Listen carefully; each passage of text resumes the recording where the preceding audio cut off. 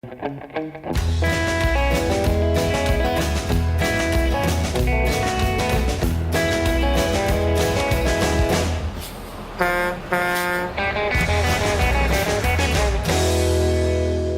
from the 2019 Global Legal Hackathon Finals Gala in New York City. My name is Laurence Colletti. I'm the host for today's show. And joining me now, I have Chantal Vermeire. Welcome to the show, Chantal. Happy to be here. Thank you very much for the invite. Well, our pleasure, Chantal. The Global Legal Hackathon is one of the more fun events that we cover during the year, and we get to meet a bunch of wonderful people, and we get to meet a bunch of wonderful organizations. And you, speaking of wonderful organizations, work for Wolters Kluwer, and you've been there 17 years, but I understand in a semi-recent promotion, you're the head of strategy, legal, and regulatory division. So why don't you tell us a little bit about that? Yeah, so I have been with the company for close to 18 years, really happy to be with the company for that long. And a year and a half ago, I was promoted to head of strategy for our entire division, so a global head of strategy. I've been following the legal and compliance market for over 15 years. And that, for example, also brought me to the conference on the privacy in DC the last couple of days. And with all of that knowledge and understanding, I hope I can contribute to tonight's judging as well to the Global Legal Hackathon, and I'll be happy to share some of the findings that we have uncovered in our most recent survey on the future-ready lawyers. Excellent. Well, you're joining us from Belgium. Is that correct? Whereabouts in Belgium are you from? Yeah, I'm from the north of the country. I am Belgian. I'm based in our Dutch headquarters, in Alphen aan de Rijn. But I used to live in Washington, D.C. Way back when, so more than 20 years ago. So I'm very familiar with the U.S. market as well. Well, so catching everybody up, some of our listeners are tuning in, and we featured some pseudo-recent coverage of the Global Legal Hackathon from round one. And so round one, there were 6,000 participants across 46 host cities in 24 different countries. And then since that time, it advanced to round two, the virtual semifinals. And now we're at the main event, the end of the road, the Gala finals, where we have 10 finalist teams and 2 Growl finalist teams. And Growl, of course, is short for Global Rise of Women in Legal Tech. And so this is it. So now we're gonna go ahead and vote on some winners. And so getting back to the judge role and the keynote presenter role that you're going to be in, basically you have 2 jobs at the Global Legal Hackathon. Is that right? Yeah. Very excited. Well, my understanding that the judge's role was just kind of recently tapped to you. Is that right also? Yeah, that's true. I was asked a couple of days ago, and I was very excited to be able to take on this role. Well, that's kind of true to form to our friends over at the Global Legal Hackathon. They have a knack for keeping other people very busy all over the world. That's great, yeah. Well, let's go into that. So obviously we have the 12 teams who are going to get judged. And so what's the criteria for the participants this year? Well, there are several ones, but I think what is most important is that we, and that's also the reason why we have been a sponsor for this the Global Legal Hackathon, is that we strongly believe that everybody in that room will be a believer in the value of technology, a believer in how technology can bring value to the end client of the legal professional or can improve access to law. So, and that is very much tied in with the purpose of our organization to deliver deep impact at the moments that matter the most. And I strongly believe, having looked through the profiles of the different candidates, they all intend to do that. So, yes, I'm very happy to be listening to them all and discuss with the fellow judges how they look at all of their accomplishments.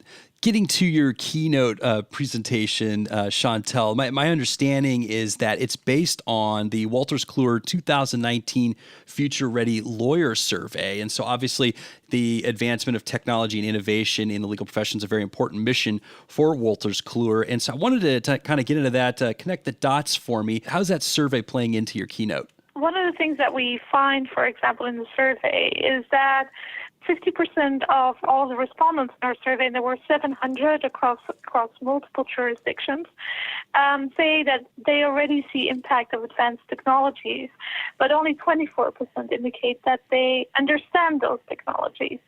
So we see a little bit of a gap between what's out there already, and in addition to the new things that are being built, which we will see tonight at the Global Legal Hackathon, and bringing the understanding of this evolution to our customer base and the end users. So we strongly believe also that the future of the legal services industry is going to be determined by the requirements of the customer. And the customer could be both the citizen or the corporate environment. But in any case, both will demand an increased use of technology. And we are at a point of inflection. It's very clear that also our survey indicated that the use of technologies is very prominent right now, and that you have different groups of, let's say, adopters of technology. You have three big buckets. So you have those that we call technology leaders, then those that are in transition, and then those that are staying a bit behind. But that group is getting very, very small. And all see that technology and use of technology in the future is only going to increase and is going to bring the most important changes to the legal services industry. So I'll be talking tonight about what that means for the audience, but also what that means for our customers. I think one of the things that struck me from some of the key results was that the one stat that you guys put out there was the number of legal organizations utilizing artificial intelligence, predictive analytics, machine learning, blockchain, smart contracts, and decision support tools. It's expected to double by 2022. Is that correct? That is correct. And not only that, I just indicated the different profiles of our respondents, but those technology leaders, they claim that they will be adopting all of these advanced technologies in the next 2 years. So we find that we were a bit surprised by that, because we expected that certainly the more advanced technologies not to be as prominent yet, but it is very clear that a larger group of legal professionals is growing their awareness on what these advanced technologies can bring. So adoption is only increasing very rapidly. Well, and you contrast that with where lawyers are today, which is really interesting. So in your survey, I believe it said that 1/3 of lawyers believe their organization is very prepared for the changes coming in the legal profession. And then 36% reported back that a lack of technology skills is one of the top reasons that they resist utilizing technology in their practices. And so how do we get over the hump? There are several ways to do that, of course. I think the first thing to do is to really take 5 minutes, sit down, and think about what you want to achieve as an organization, as a firm, or as a corporate legal department. What are your goals? What is your strategy? And then build a plan. Then you need to start with, we would suggest to start with like the most fundamental technologies, like data security, making sure that you can invoice digitally, time registration. Those are pretty basic and easier to implement. And then you move on to the more enabling technologies, so like contract management, where, for example, we have Legislate in our portfolio. We have knowledge management, you have practice management like Clios and others. And the more advanced technologies will then almost automatically flow into that enabling technology landscape. Now, what everybody needs to realize is that to adopt technology, you will most likely need to adopt some of your existing processes, the way you work. So adopting technology is also a change management track. So tip number one, hire a tech specialist, and then look at your internal development, so things that you've already done, and just get going. Well, one of the things that I've observed since I graduated and my career began is the acceleration of data. And so it is left the barn, it is off and running, and it seems year after year, the use of it, whether it's evidence or it's, how it's being transmitted or it's being shared organization to organization, just seems to be increasing. And so one of the things that you cited to in your report was lawyers reporting back a very high concern with the increased volume of data and the ability to cope with it. So any advice there? Yeah, this is also, and that is a role for an organization like ours, is to make sure that everybody can continue to digest that huge and ever-increasing amount of data and information. And we are doing that. I think that our peers, as well as us, are currently developing products that will deliver more insight into all of that data so that not everybody needs to go through the data to get to their conclusions. So, technology will definitely help us reduce the time spent on having to go through all of the data to be able to do your job. Well, second to last question for you, Chantal. Obviously, Wolters Kluwer has a culture of innovation, and I understand that, Wolters Kluwer wants to make the legal profession more advanced, get it moving at a quicker rate of speed and development and get those great ideas out there. But, the Global Legal Hackathon is obviously an extra activity, and you're having to leave your home office and travel quite a ways. It's still a personal commitment. So my second to last question for you is, why is the Global Legal Hackathon so important to you personally? Yeah, like I mentioned earlier, it very much ties into our purpose. But when you look at the finalists today and their profile, some of them will really help or have as a goal to really help organizations improve access or get them better access to the law. When you look at the Brazilian initiative, RUI, or Synapse from Australia, that's helping class action suits, it has a great impact.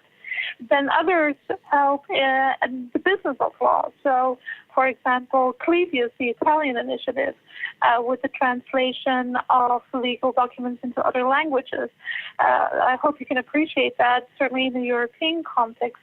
This is getting to be a very prominent requirement. The documents need to get translated, and it's very cumbersome to have it done by external translators all the time. So these solutions really bring value not only to the law firm and the legal professional, but also to their end customers. Well, Chantal, I'm looking forward to hearing your keynote presentation at the Finals Gala. But before we sign off and start getting ready for that, I just have one last question for you. If our listeners, they want to reach out, if they have some questions, want to follow up with you, how can they find you? You can find me on LinkedIn, Chantal Vermeire, Vermeire, and I'd be happy to talk to anyone who has a question. Well, we've reached the end of the road for today's episode, but I want to thank our guest, Chantal Vermeire, for joining us today. Thank you, Chantal. You're very welcome. Thank you for the opportunity. Also want to thank our listeners for tuning in. If you like what you heard, please subscribe, rate, and review us in Apple Podcasts, Google Podcasts, or better yet, your favorite podcasting app. I'm Laurence Colletti, signing off from the 2019 Global Legal Hackathon Finals Gala, or at least I will be soon, because it's coming up shortly. Until next time, thank you for listening. If you'd like more information about what you've heard today, please visit LegalTalkNetwork.com. Subscribe via iTunes and RSS. Find us on Twitter and Facebook, or download our free Legal Talk Network app in Google Play and iTunes. The views expressed by the participants of this program are their own and do not represent the views of, nor are they endorsed by, Legal Talk Network, its officers, directors, employees, agents, representatives, shareholders, and subsidiaries. None of the content should be considered legal advice. As always, consult a lawyer.